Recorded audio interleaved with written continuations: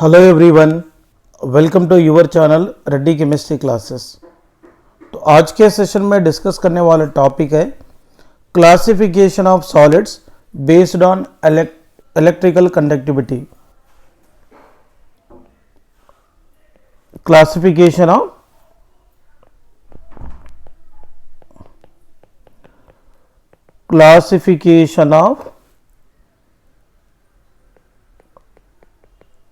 solids based on electrical conductivity.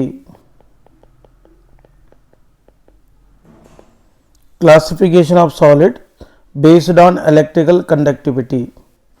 Okay, तो electrical conductivity को base करते हुए सॉलिड्स को 3 टाइप्स में क्लासिफिकेशन किए थे। One is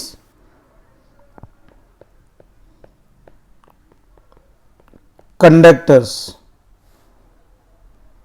What is meant by conductors? The solids which allow the passage of electric current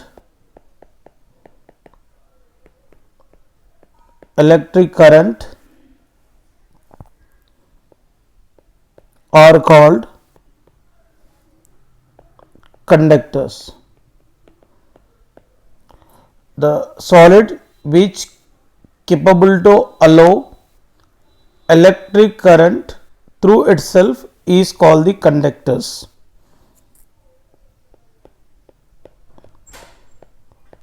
The range of conductivity होनी चाहिए 10 power 4 to 10 power 7 ohm inverse meter inverse. Okay, now second one is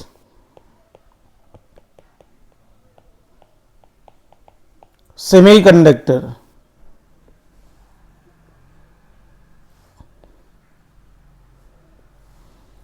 semiconductor बोले तो क्या है? The solids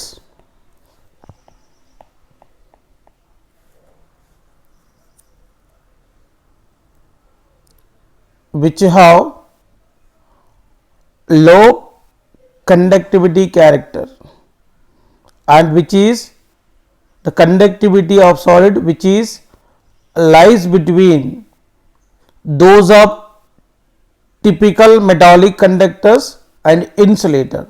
इसका मतलब जो solid की कंडक्टिविटी कंडक्टर से कम होकर इंसुलेटर से ज़्यादा रहता है, दैट टाइप ऑफ सॉलिड को जनरली सेमी कंडक्टर्स माना जाता है। द सॉलिड्स उस conductivity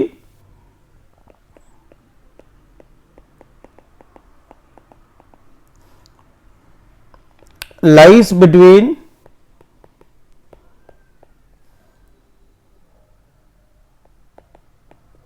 typical metallic conductors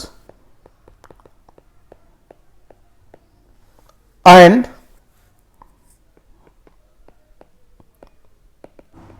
insulators are called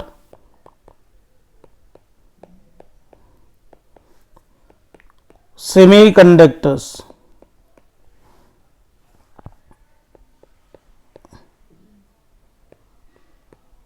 The range of conductivity is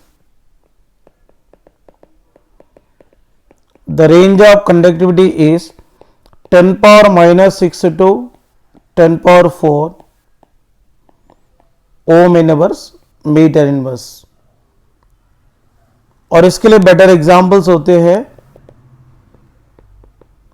silicon,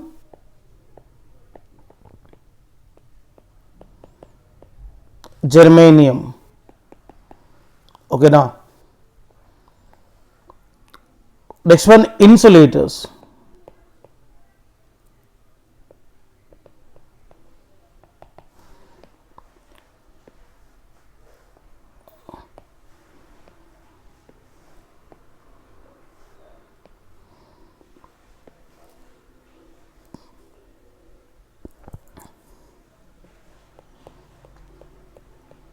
the solids which do not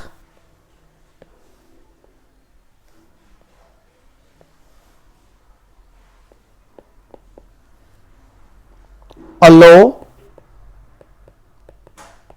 the passage of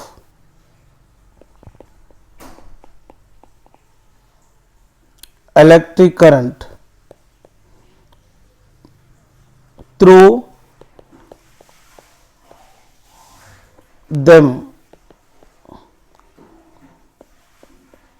are called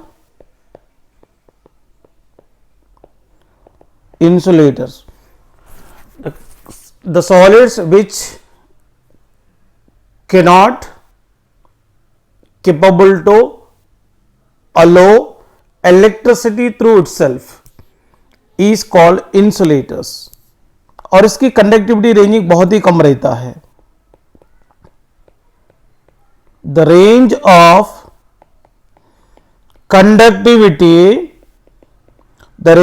conductivity is 10 power minus 22, 10 power minus 10,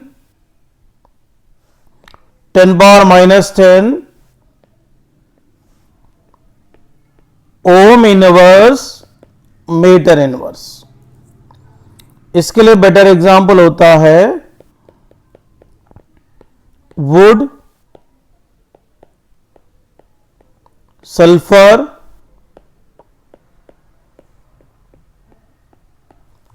phosphorus, rubber, एडीसी. ये सब क्या होता है? Insulators होता है. Generally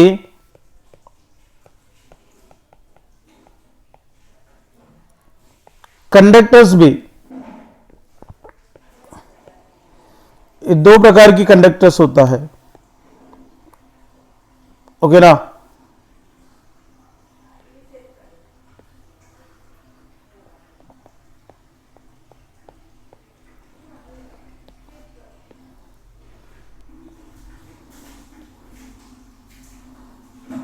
One is metallic conductors.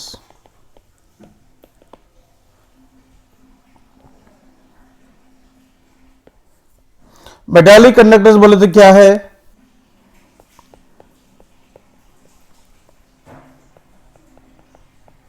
The conductors through which the conduction of electricity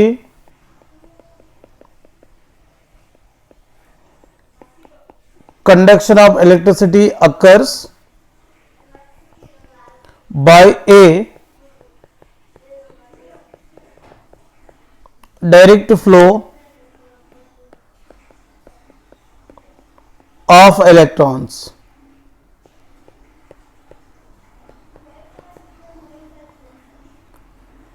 Under the influence of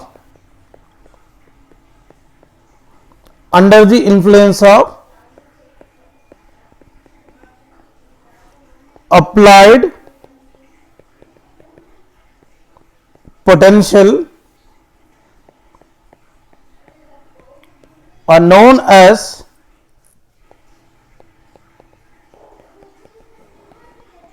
metallic conductor. Metallic conductors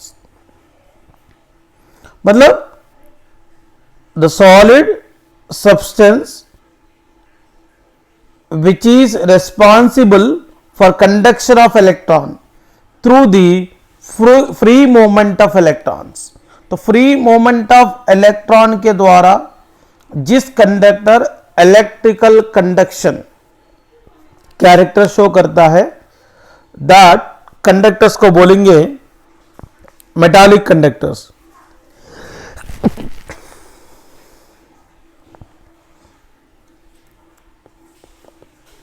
example copper,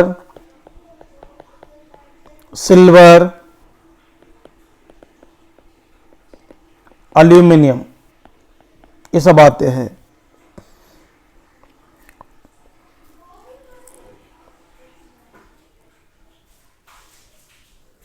next one,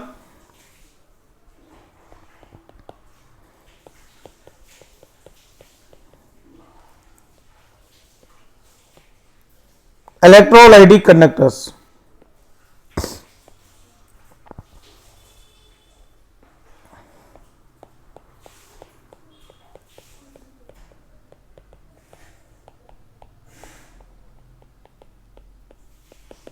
Electrolytic conductors,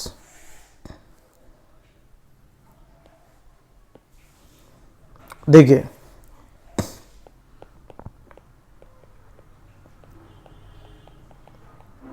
the conductors in which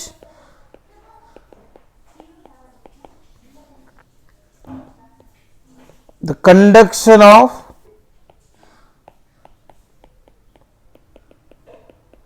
electricity takes place by the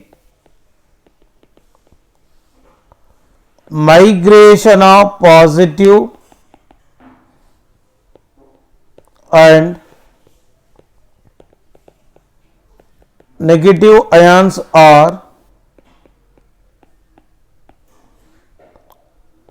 known as electrolytic conductors. मतलब the conductors which conduct the conduction of electricity the due to presence of free movement of the ions like cation and anion. Specially इसके लिए examples है ionic solids, only molten state में are solution state में, aqua solution state में conductor जैसे काम करते हैं. Ionic solids conduct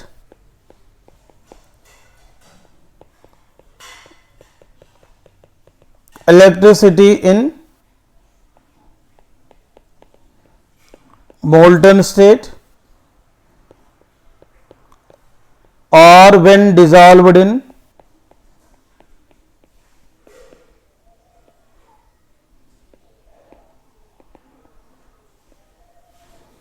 water.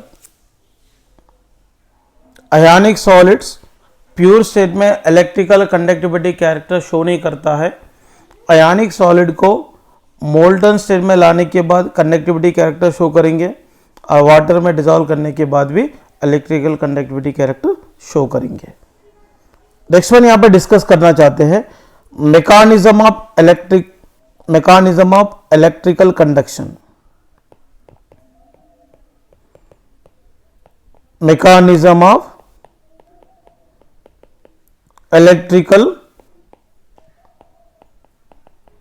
Conduction.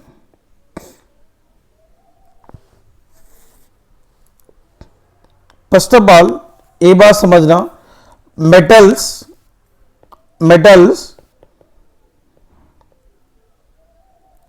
Conductors है. ओके ना. The number of valency electrons available for atom determine the conductivity in metals. तो मेटल में वैलेंसी शेल में ओके ना फॉर आटम के पास कितने इलेक्ट्रॉन्स अवेलेबल है इसके ऊपर डिपेंड होकर मेटल की कंडक्टिविटी कैरेक्टर डिसाइड होता है.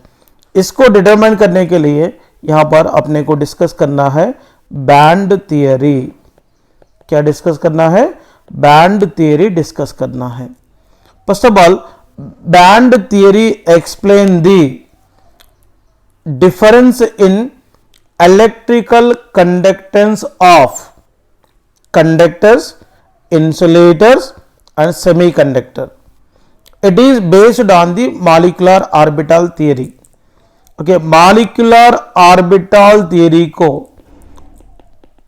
ओके ना मॉलिक्यूलर ऑर्बिटल थियरी को बेस करते हुए बैंड थियरी के द्वारा अपन ये समझ सकते हैं इंसुलेटर, सेमीकंडक्टर एंड कंडक्टर के बीच में रहने वाले एग्जैक्ट डिफरेंस क्या है, इसको अपन डिटरमाइन कर सकते हैं।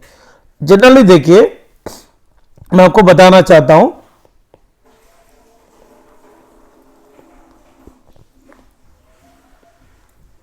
यहां पर समझने की कोशिश करो।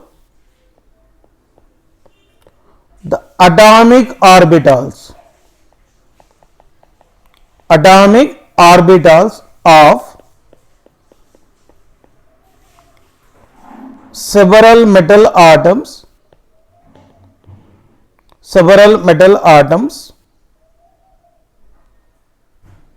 form several molecular orbital which are so close in energy that they form a band। मतलब सब मेटल आटम की एटॉमिक ऑर्बिटल के द्वारा मॉलिक्यूलर ऑर्बिटल मिलते हैं और ऑलमोस्ट नियरली सेम एनर्जी रहने वाले मॉलिक्यूलर ऑर्बिटल मिलकर बैंड को डेवलप करता है। जनरली बैंड भी टू टाइप्स की, बैंड भी कितना टाइप्स में रहता है, टू टाइप्स में रहता है। One is valency band, another one is conduction band. Valency band है और इसके अलावा कंडक्शन बैंड है। First of all valency band बोले तो क्या है, the outermost field, okay ना, outermost field energy band. Outermost shell में रहने वाले मॉलिक्यूलर ऑर्बिटल के द्वारा मिला हुआ बैंड को जनरली क्या बोलते हैं, वैलेंसी बैंड बोलते हैं। ओके ना। यहां पे कंडक्शन बैंड किसको बोलते हैं, कंडक्शन बैंड बोले तो वैलेंसी बैंड के बाद अवेलेबल रहने वाले एम्प्टी बैंड। ओके ना, वैलेंसी बैंड के बाद अवेलेबल रहने वाले next empty band in which electron can move is called conduction band। okay now, the band which is next to the valency band, okay now, the empty band which is next to the valency band and also available for free movement of electron is nothing but the conduction band। okay now, valency band बोले तो clear हो गया ना, nearly same energy रहने वाले molecular orbital के द्वारा एक बैंड मिलती है। ये बैंड में जनरली दो टाइप की बैंड्स होते हैं, वैलेंसी बैंड और कंडक्शन बैंड। ओके ना, वैलेंसी बैंड बोले तो क्या है, मतलब आउटर मोस्ट सेल में रहने वाले मॉलिक्यूलर ऑर्बिटल के द्वारा मिला हुआ बैंड को वैलेंसी बैंड बोलेंगे। और वैलेंसी बैंड के बाद रहने वाले एम्प्टी बैंड जहां पर इलेक्ट्रॉन को फ्री मूव करने के लिए अवेलेबल होता है, सच बैंड को कहेंगे कंडक्शन बैंड। ओके ना। और ये वैलेंसी बैंड और कंडक्शन बैंड के बीच में रहने वाले एनर्जी गैप को, ओके ना, एनर्जी गैप को कंसिडरेशन में लेकर इसको जनरली 3 प्रकार में क्लासिफिकेशन किए थे। वो एनर्जी गैप को अपन ए भी बोल सकते, फॉरबिडन जोन, क्या बोल सकते इसको, forbidden zone.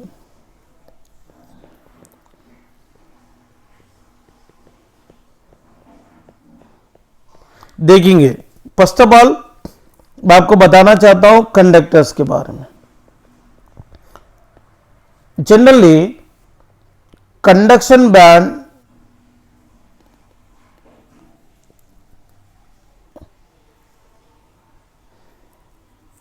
And valency band के बीच में वेरी स्मॉल एनर्जी गैप रहा तो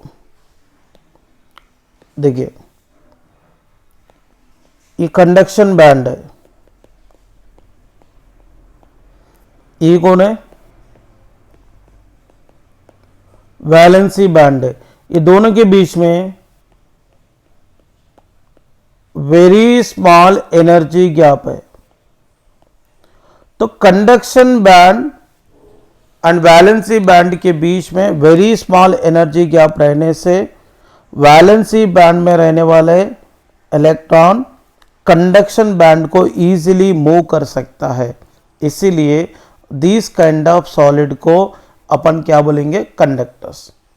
ओके ना। जिस सॉलिड में वैलेंसी बैंड और कंडक्शन बैंड के बीच में वेरी स्मॉल एनर्जी गैप होकर वैलेंसी बैंड में रहने वाले इलेक्ट्रॉन कंडक्शन बैंड को इजीली मूव करे तो सच टाइप ऑफ सॉलिड को क्या बोलते हैं, कंडक्टर्स बोलते हैं। इसमें इलेक्ट्रिकल कंडक्टिविटी के लिए इलेक्ट्रॉन्स इजीली अवेलेबल है। नेक्स्ट वन मैं आपको बताना चाहता हूं सेमी कंडक्टर। सेमी कंडक्टर किसको बोलेंगे, देखिए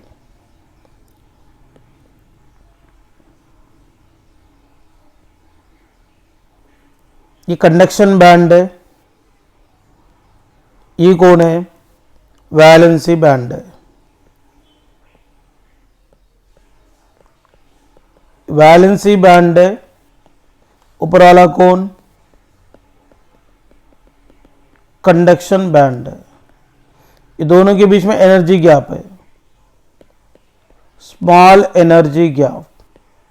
तो ये एनर्जी गैप रहने के कारण वैलेंसी बैंड में रहने वाला इलेक्ट्रॉन कंडक्शन बैंड को जंप करके मूव करना पड़ता है। मतलब वैलेंसी बैंड में रहने वाला इलेक्ट्रॉन कंडक्शन बैंड को इजीली मूव नहीं कर पा रहा है। ओके ना, ये बात समझ लो। इसीलिए मतलब इसकी कंडक्टिविटी कैरेक्टर थोड़ा कम रहता है, समझ रहे ना।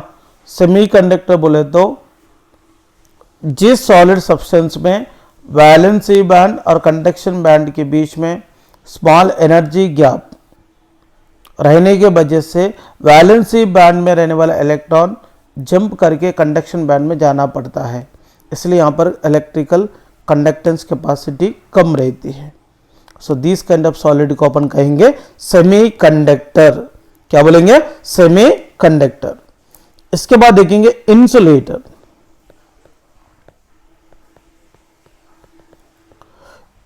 देखिए इसमें क्या होता है, इंसुलेटर में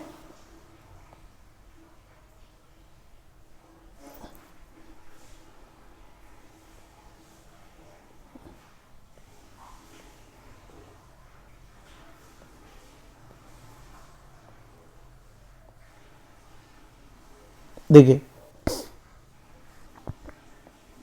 ये कौन है, वैलेंसी बैंड है, ये कौन है, कंडक्शन बैंड है। वैलेंसी बैंड में रहने वाले इलेक्ट्रॉन कंडक्शन बैंड को इजीली जा ही नहीं सकता, क्योंकि यहां पर large energy gap is present between the valency band and conduction band. Solid में वैलेंसी बैंड और कंडक्शन बैंड के बीच में लार्ज एनर्जी गैप रह के इलेक्ट्रॉन वैलेंसी बैंड में से कंडक्शन बैंड को इजीली मूव करने की चांस नहीं रहा, तो सच टाइप ऑफ सॉलिड को इंसुलेटर बोलते। वैलेंसी बैंड में रहने वाला इलेक्ट्रॉन कंडक्शन बैंड को जा ही नहीं सकता, इसीलिए इसके पास कोई इलेक्ट्रिकल कंडक्टेंस कैरेक्टर नहीं रहता है। समझ रहे ना, मतलब energy gap between the valency band and conduction band को कंसिडरेशन में लेते हुए सॉलिड को यहाँ पर 3 प्रकार में क्लासिफिकेशन किए हैं। ये क्लियर हो गया ना। इसके बाद तो अपने को तो ये बात क्लियर हो गए सेमीकंडक्टर्स की इलेक्ट्रिकल कंडक्टिविटी कैरेक्टर बहुत ही कम रहता है, ओके ना। इसीलिए यहाँ पर इसकी कंडक्टिविटी बढ़ाने के लिए क्या करना चाहिए, देखो इन सेमीकंडक्टर में क्या होता है, एनर्जी गैप और forbidden zone between valency band and conduction band small रहता है।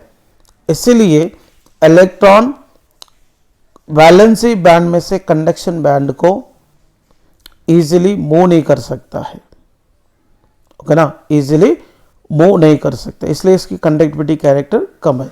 इसीलिए इसका कंडक्टिविटी को अगर बढ़ाना है तो क्या करना चाहिए, इसको डोपिंग करना चाहिए।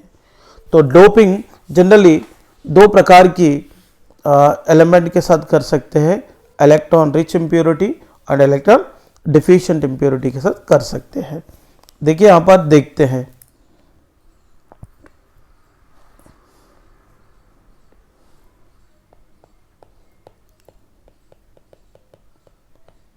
conduction of electricity in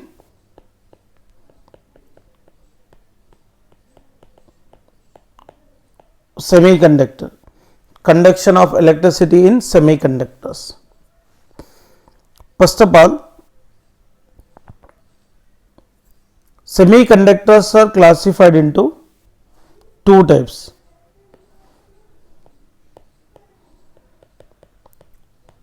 Semiconductors are classified into 2 types.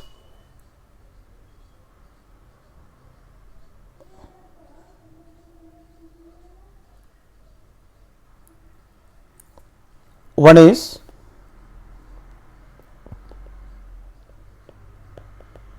intrinsic semiconductors, second one is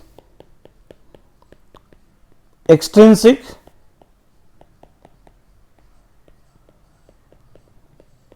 semiconductors.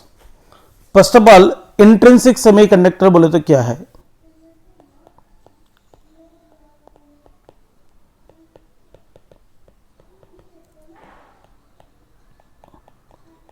Intrinsic semiconductors, देखिए pure silicon and germanium have very low conductivity, बहुत ही कम कंडक्टिविटी रहता है, and behave as poor conductor of electricity. मतलब pure state में silicon and germanium की conductivity very low conductivity होने के कारण poor conductor of heat and electricity जैसे बिहेव करता है, because they contain completely filled valency band with electrons and an empty conduction band,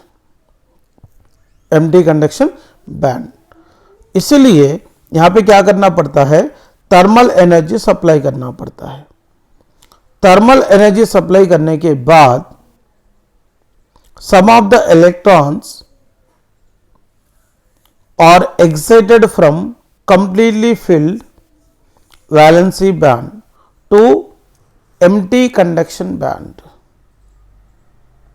generally ये पूर कंडक्टर जैसे बिहेव करने का मेन रीजन क्या है, यहां पर कंप्लीटली फिल्ड वैलेंसी बैंड में से इलेक्ट्रॉन एम्प्टी कंडक्शन बैंड को जा ही नहीं रहा, इसीलिए इसको थर्मल एनर्जी सप्लाई करने के बाद थर्मल एनर्जी सप्लाई करने के बाद, मतलब हीट एनर्जी सप्लाई करने के बाद सिलिकॉन और जर्मेनियम का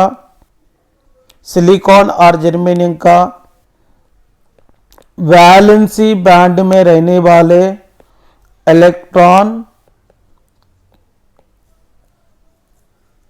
ओके ना, किधर मूव कर रहा, कंडक्शन बैंड को मूव करता है। कंडक्शन बैंड को, एम्प्टी कंडक्शन बैंड को मूव करता है। तो मूव करने के वजह से क्या हो गए, मूव करता है मतलब यहां पे सिलिकॉन और जर्मेनियम से इलेक्ट्रॉन लॉस हो गया। लॉस होने की वजह से इसके ऊपर इलेक्ट्रॉन लॉस हो रहा, बोलते इसके ऊपर क्या हो रहा, पॉजिटिव चार्ज डेवलप होगा, ओके ना। Excitation of electron result in cleavage of covalent bond and creation of positive holes, for example देखो यहां पर सिलिकॉन आटम है। सिलिकॉन आटम के पास जनरली आप ऑब्जर्वेशन कीजिए कितने इलेक्ट्रॉन्स रहते हैं, वैलेंस शेल में 4 वैलेंसी इलेक्ट्रॉन रहते हैं। इसलिए ईच सिलिकॉन आटम अपनी 4 नेबरिंग सिलिकॉन आटम के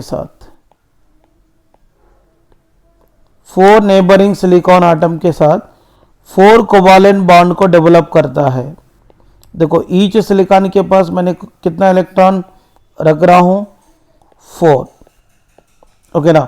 देखो इधर एक बॉन्ड मिलता, इधर एक बॉन्ड मिलता, इधर एक बॉन्ड मिलता, इधर एक बॉन्ड मिलता, इधर एक बॉन्ड, इधर एक बॉन्ड, इधर एक बॉन्ड, इधर एक बॉन्ड, इधर इधर इधर। तो ईच सिलिकॉन कितने कोवालेंट बॉन्ड को डेवलप कर रहा है, total 4।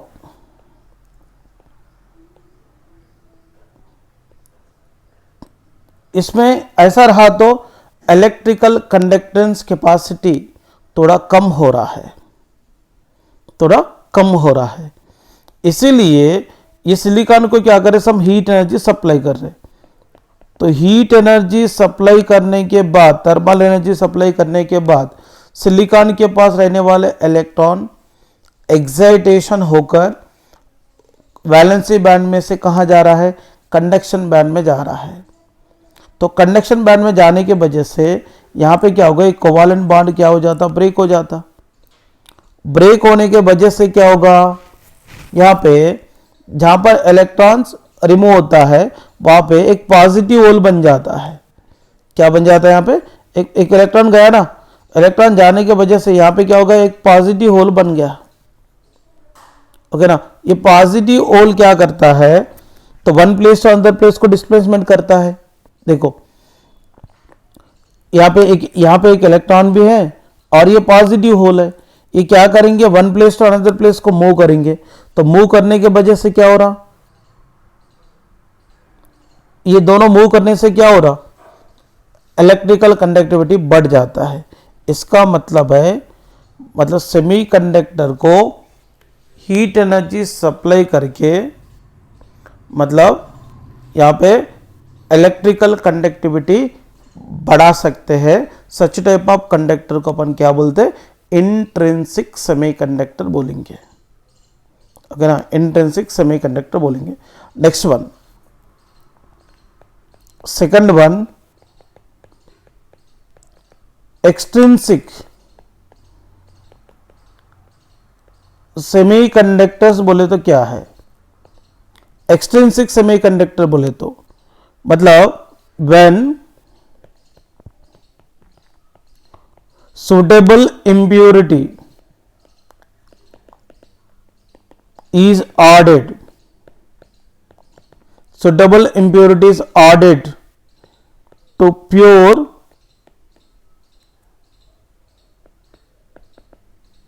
intrinsic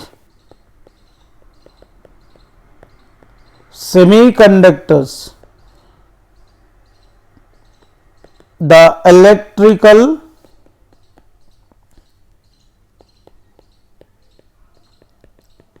conductivity is increased. This process is called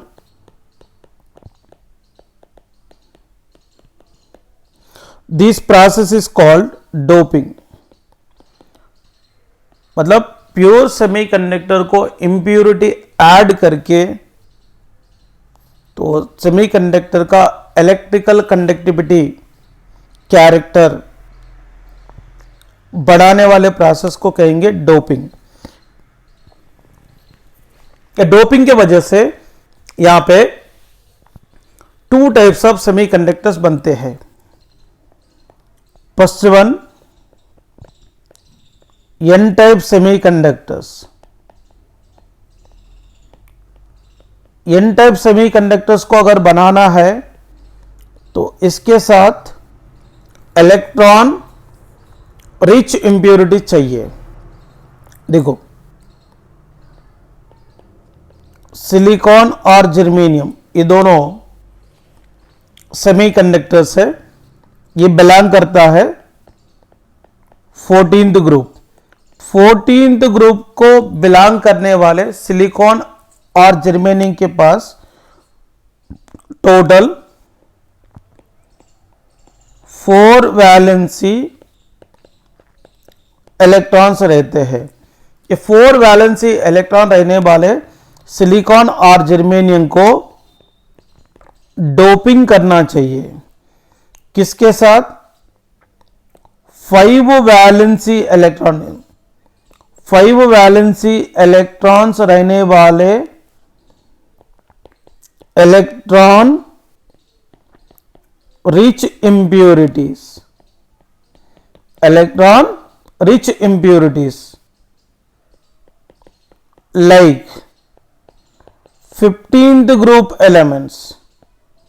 okay ना, 15th group elements. 15th group elements कौन कौन है? आर्सेनिक, फास्फोरस के साथ डोपिंग करेंगे. आर्सेनिक और फास्फोरस के साथ. मतलब 14th group with 4 valency electron रहने वाले सिलिकॉन और जर्मेनियम को 5 वैलेंसी इलेक्ट्रॉन रहने वाले 15th group elements like electron rich impurities phosphorus और आर्सेनिक के साथ डोपिंग करेंगे. डोपिंग करने के वजह से अब एन टाइप ऑफ सेमीकंडक्टर मिलता है. देखिए, मैं आपको बताना चाहता हूं. तो आपको इससे पहले ही बताया था, each silicon atom total 4 covalent bond को बनाता है अपनी नेबरिंग सिलिकॉन आटम के साथ, क्योंकि इसके पास केवल 4 वैलेंसी इलेक्ट्रॉन्स होने के कारण. ओके ना. So each silicon atom can make the 4 covalent bonds with their neighbouring silicon atom because silicon having only the 4 valency electrons in their outermost shell, because silicon is belongs to the 14th group elements. okay ना.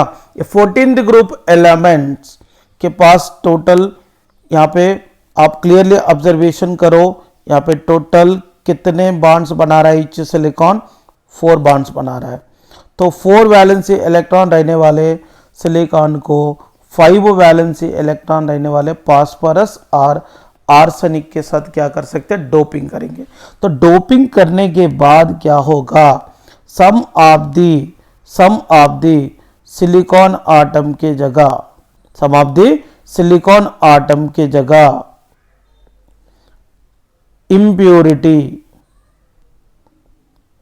impurity atoms like phosphorus और arsenic आया. For example phosphorus आया तो क्या होगा? Phosphorus ने क्या करता? अपने पास रहने वाले 5 वैलेंसी इलेक्ट्रॉन में से 4 वैलेंसी इलेक्ट्रॉन को यूज करके 4 नेबरिंग सिलिकॉन आटम के साथ कोवेलेंट बॉन्ड बनाता है. बट इसके पास रहने वाले एक्स्ट्रा इलेक्ट्रॉन को फ्रीली मूव करने के लिए अवेलेबल रखता है. फ्रीली मूव करने के लिए अवेलेबल रखता है। मतलब जिस सेमीकंडक्टर को डोपिंग करने के वजह से free moment of the electron के द्वारा इलेक्ट्रिकल कंडक्टिविटी बढ़ता है, दैट सेमीकंडक्टर को बोलना चाहिए एन टाइप सेमीकंडक्टर। ओके ना, एन टाइप सेमीकंडक्टर है। क्लियर हो गया ना। मतलब इलेक्ट्रॉन रिच इंप्योरिटी के द्वारा डोपिंग करने के वजह से सिलिकॉन और जर्मेनियम में free movement of the electrons के द्वारा इलेक्ट्रिविटी कैरेक्टर अगर बढ़े तो सच टाइप ऑफ सेमीकंडक्टर को मानना चाहिए एन टाइप सेमीकंडक्टर। इसके बाद अपन देखते हैं पी टाइप सेमीकंडक्टर क्या है। पी टाइप सेमीकंडक्टर, तो पी टाइप सेमीकंडक्टर्स बनाने के लिए देखो सिलिकॉन और जर्मेनियम, ये तो अपने को क्लियर हो गए। 14th ग्रुप है, 14th ग्रुप एलिमेंट है और इसके पास 4 वैलेंसी इलेक्ट्रॉन्स रहेगा। तो 4 वैलेंसी इलेक्ट्रॉन्स रहने वाले 14th group element like silicon और जर्मेनियम को इससे भी कम वैलेंसी इलेक्ट्रॉन्स रहने वाले 13th ग्रुप एलिमेंट्स, ओके ना, 13th group elements with 3 valency electron, okay ना, 3 वैलेंसी इलेक्ट्रॉन्स रहने वाले इलेक्ट्रॉन डिफिशिएंट इंप्योरिटीज, ओके ना, इलेक्ट्रॉन डिफिशिएंट इंप्योरिटी के साथ डोपिंग करेंगे तो मिला हुआ सेमीकंडक्टर को पी टाइप सेमीकंडक्टर बोलेंगे।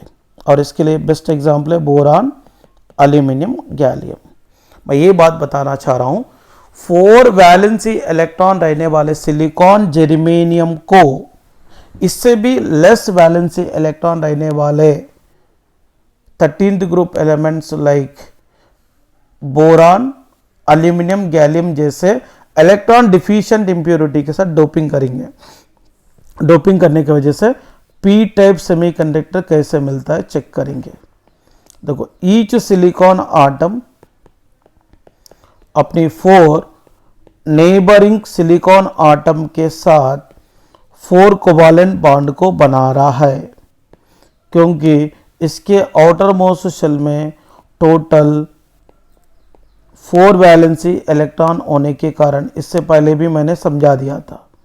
तो 4 वैलेंसी इलेक्ट्रॉन रहने वाले सिलिकॉन और जर्मेनियम को इससे भी लेस वैलेंसी इलेक्ट्रॉन रहने वाले बोरान, एल्यूमिनियम और गैलियम के साथ डोपिंग करेंगे। गैलियम,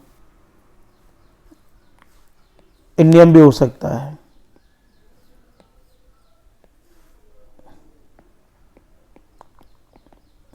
इसके साथ डोपिंग करेंगे।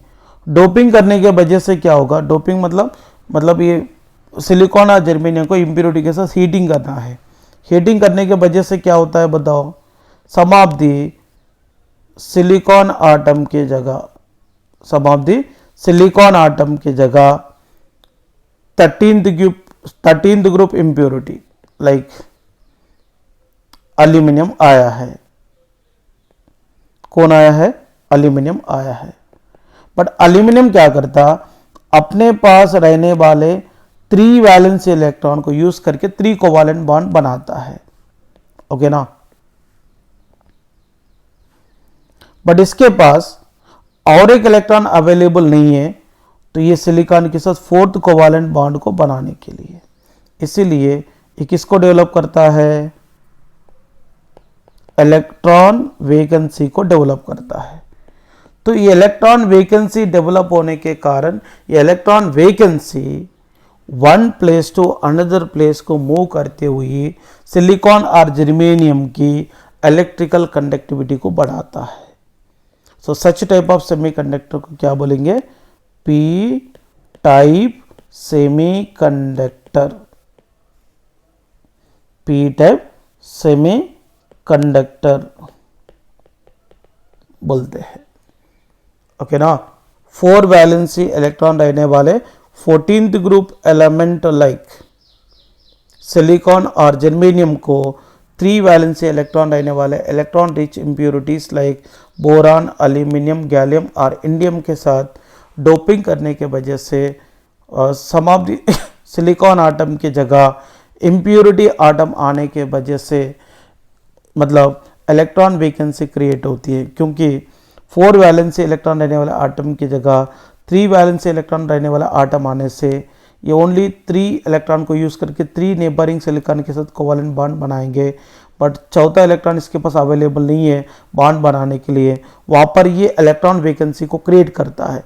ये इलेक्ट्रॉन वैकेंसी क्रिएट होने की वजह से यहाँ पे इलेक्ट्रॉन वैकेंसी को और सिलिकॉन के पास रहने वाले इलेक्ट्रॉन को फ्री मूवमेंट करने के लिए फ्लेक्सिबिलिटी मिलता है, इसलिए यहाँ पे कंडक्टिविटी बढ़ता है। तो दिस काइंड ऑफ सेमीकंडक्टर को मानना चाहिए पी टाइप सेमीकंडक्टर्स। भी क्लियर हो गया होगा। एन टाइप सेमीकंडक्टर बोले तो क्या है, पी टाइप सेमीकंडक्टर बोले तो क्या है। ओके ना। इसके बाद अपन डिस्कस करते हैं magnetic properties.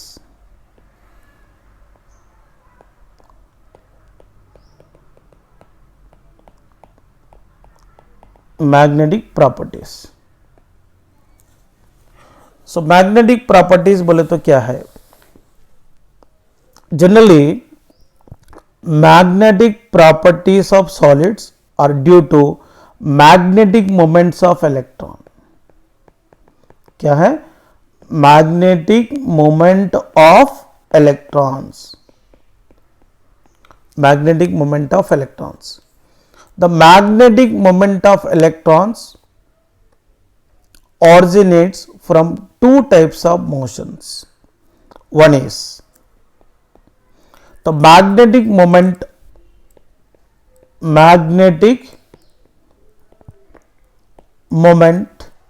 due to spin of electron.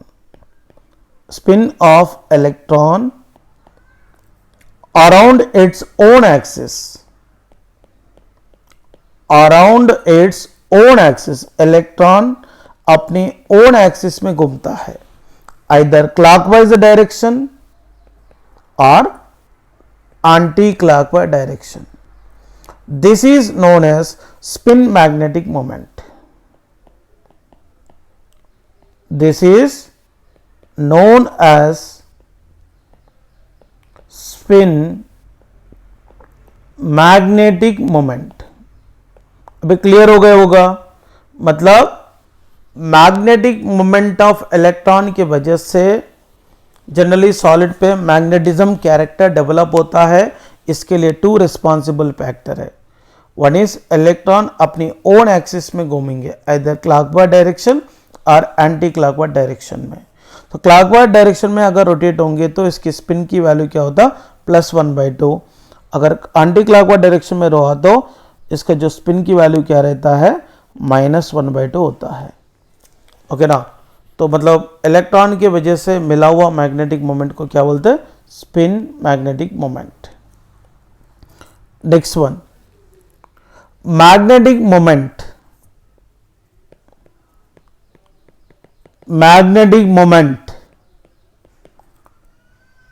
due to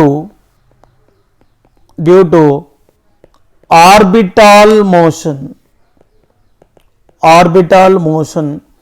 around the nucleus. This is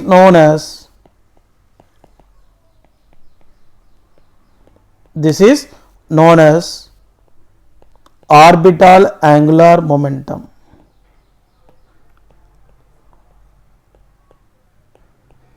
orbital angular momentum.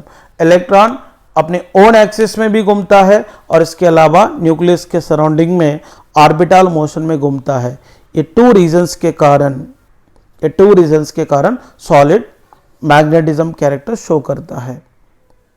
और each electron has permanent spin. and orbital magnetic moments and act as a tiny magnet. अगर मान लीजिए किसी भी solid में रहने वाले किसी भी आटम के पास और एटलीस्ट वन अनपेड इलेक्ट्रॉन रहा तो ही यहाँ पर मैग्नेटिज्म कैरेक्टर डेवलप होगा। ओके ना, मैग्नेटिज्म कैरेक्टर डेवलप होता है क्योंकि वो इलेक्ट्रॉन अनपेड इलेक्ट्रॉन रहा तो जनरली क्या होगा, वो अपनी ओन एक्सिस मतलब एक इलेक्ट्रॉन मतलब एक समझ लो ईच इलेक्ट्रॉन, मैं ईच इलेक्ट्रॉन की बात कर रहा हूँ, each electron has permanent spin बोल रहा हूँ एंड ऑर्बिटल मैग्नेटिक मोमेंट भी रहता है इसके पास, इसलिए वो टाइनी मैग्नेट जैसा काम करेंगे। इसलिए ऑर्बिटल में अगर 2 इलेक्ट्रॉन रहा तो एक इलेक्ट्रॉन की स्पिन दूसरे इलेक्ट्रॉन की स्पिन के साथ कैंसिल होता है। इसलिए मैं आपको कह रहा हूं एटलीस्ट वन अनपेड इलेक्ट्रॉन रहा तो इसकी जो स्पिन है किसी के साथ कैंसिल नहीं हो सकता है, इसीलिए वो मैग्नेटिज्म कैरेक्टर को डेवलप करता है। इसलिए मैं आपको वहां स्टेटमेंट दिया था। ठीक है, अभी डिस्कस करेंगे। तो based on the magnetic moments, okay ना, मतलब यहां पे देखो they are classified into various type. देखो classification of solids based on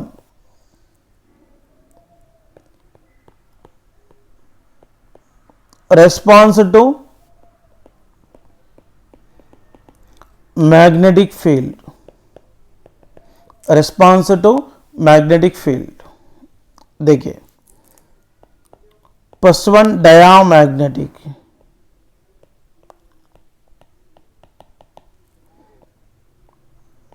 material. Diamagnetic material बोले तो the substance which is weakly repelled by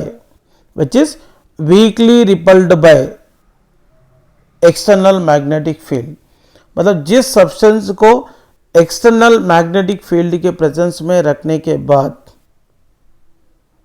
अगर वीकली रिपल करता है, सच सब्सटेंस को मानना चाहिए डायामैग्नेटिक मटेरियल।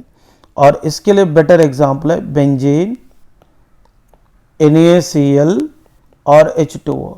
मतलब कौन सी सब्सटेंसेस डायामैग्नेटिक नेचर को शो करता है, तो जिनके पास पेड इलेक्ट्रॉन रहता है, जिनके पास पेड इलेक्ट्रॉन रहता है।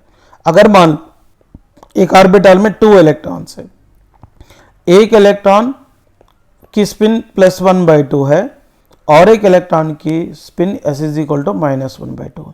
मतलब ये दोनों इलेक्ट्रॉन अगर ऑर्बिटल में रहा तो एक इलेक्ट्रॉन का स्पिन +1/2, एक इलेक्ट्रॉन का -1/2, और इसकी स्पिन की वैल्यू एक दूसरे के साथ कैंसिल होता है, इसीलिए वहाँ पर कोई मैग्नेटिज्म मोमेंट डेवलप नहीं होगा। इसलिए सच सब्सटेंस को मानना चाहिए diamagnetic material.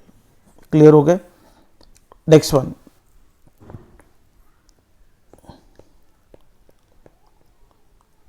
Paramagnetic material. Paramagnetic material बोले तो क्या है, मतलब सब्सटेंस को, सॉलिड सब्सटेंस को एक्सटर्नल मैग्नेटिक फील्ड के प्रेजेंस में रखने के बाद वीकली अट्रैक्ट होगा, दैट मटेरियल को बोलते हैं पैरामैग्नेटिक मटेरियल। जिनके पास अनपेड इलेक्ट्रॉन रहता है 1 2 3 जैसा अनपेड इलेक्ट्रॉन रहता है, दैट सब्सटेंस पैरामैग्नेटिक मटेरियल को डेवलप करेंगे। ओके ना, इसमें यहां पे देखो अनपेड इलेक्ट्रॉन रहने के वजह से इसमें मैग्नेटिज्म कैरेक्टर डेवलप होता है और ये एक्सटर्नल मैग्नेटिक फील्ड के द्वारा अट्रैक्ट होता है। बट इसमें permanent magnetization is not possible. They lost their magnetism in the absence of magnetic field. सिर्फ ये एक्सटर्नल मैग्नेटिक फील्ड के प्रेजेंस में मैग्नेट के द्वारा अट्रैक्ट होते हैं। अगर अपन एक्सटर्नल मैग्नेटिक फील्ड को जब रिमूव करेंगे तो इसके पास रहने वाला मैग्नेटिज्म कैरेक्टर क्या होता, ऑब्सेंस हो जाता। ये बात याद रखना। इसके लिए बेटर एग्जांपल्स है O2,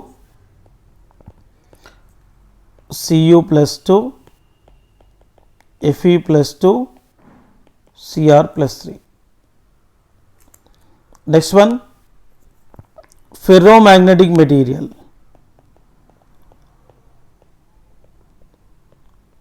फेरोमैग्नेटिक मटेरियल,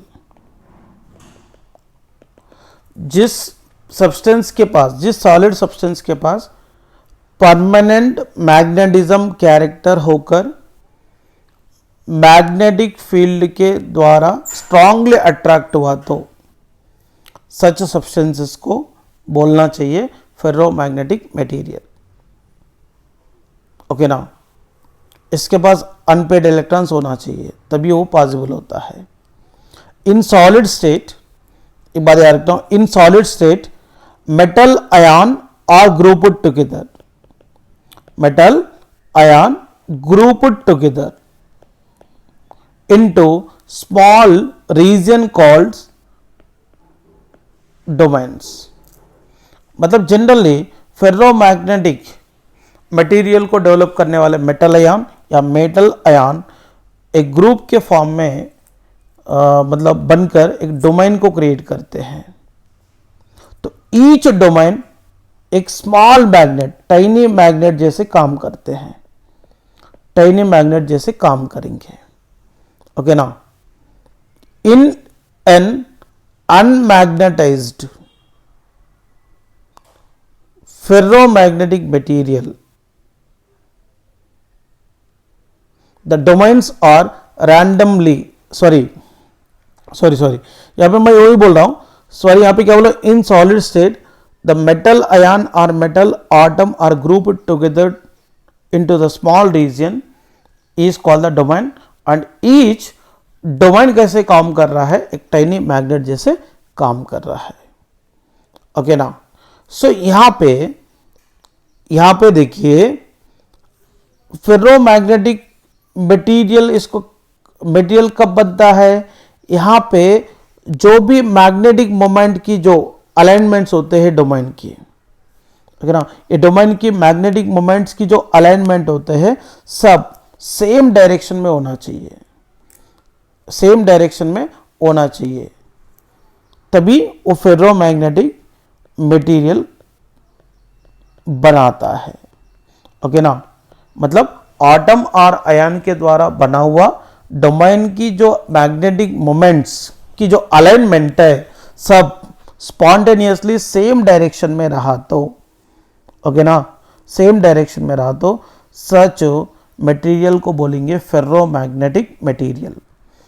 और ये है परमानेंट मैग्नेटाइजेशन इसके अंदर पॉसिबल होता है, इसमें permanent magnetization is possible. They do not loss their magnetism even in the absence of magnetic field. अगर मैग्नेटिक फील्ड नहीं रखा तो भी मैग्नेट जैसे बिहेव करता है, इसका मतलब इसके पास परमानेंट मैग्नेटिज्म कैरेक्टर है. ओके ना. इसके लिए बेटर एग्जांपल्स है Fe, निकल, cobalt, cadmium, CrO2. These are the better example for a ferromagnetism material. मतलब the material which is strongly attracted by the external magnetic field is called the ferromagnetic material. जिनके पास unpaired electron ज़्यादा रहता है वो ferromagnetic material जैसे काम करेंगे. Okay ना. और ये फेरोमैग्नेटिक मटेरियल में जनरली परमानेंट मैग्नेटिज्म पॉसिबल होता है. अगर मैग्नेटिक फील्ड को मतलब रिमूव करने के बाद भी ये मैग्नेट जैसे काम कर सकता है.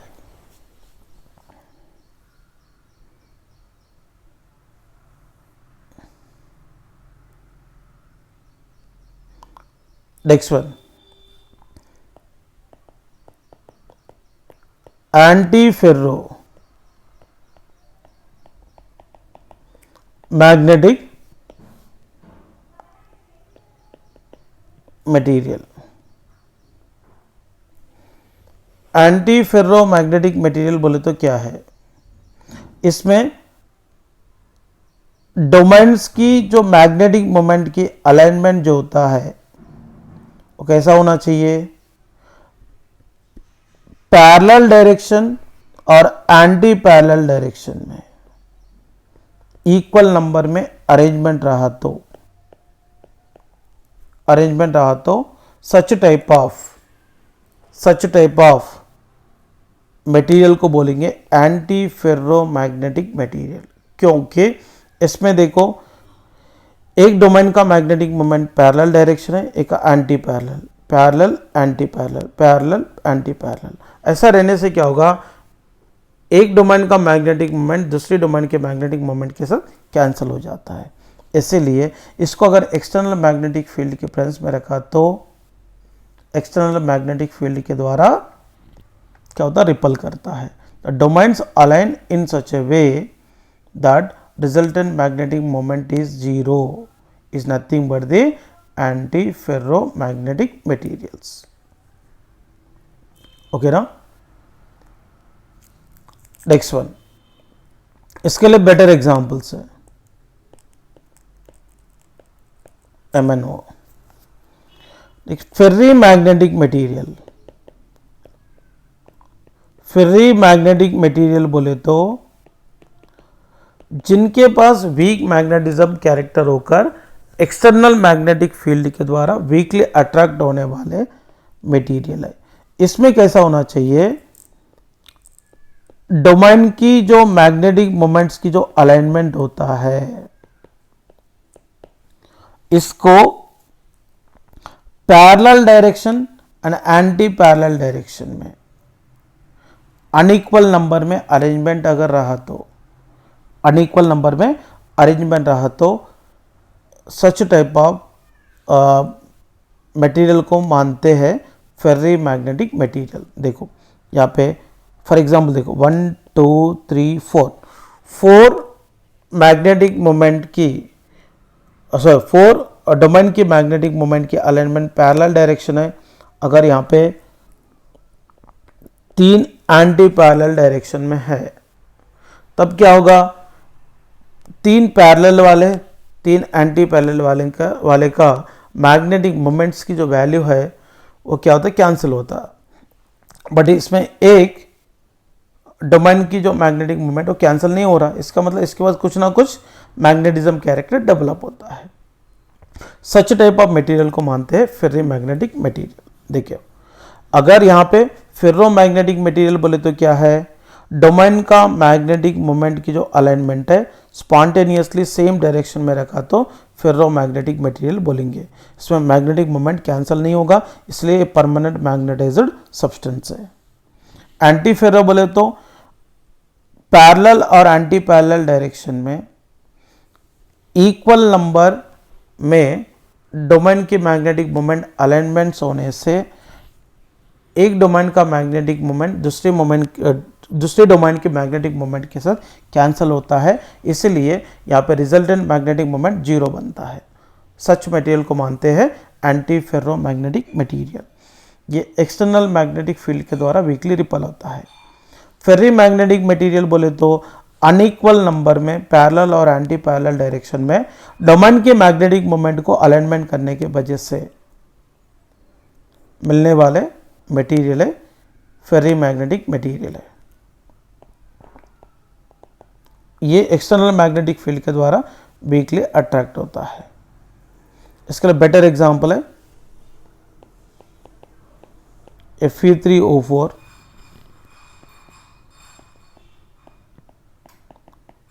Magnetite, MgFe2O4 Zn Fe2O4 ETC।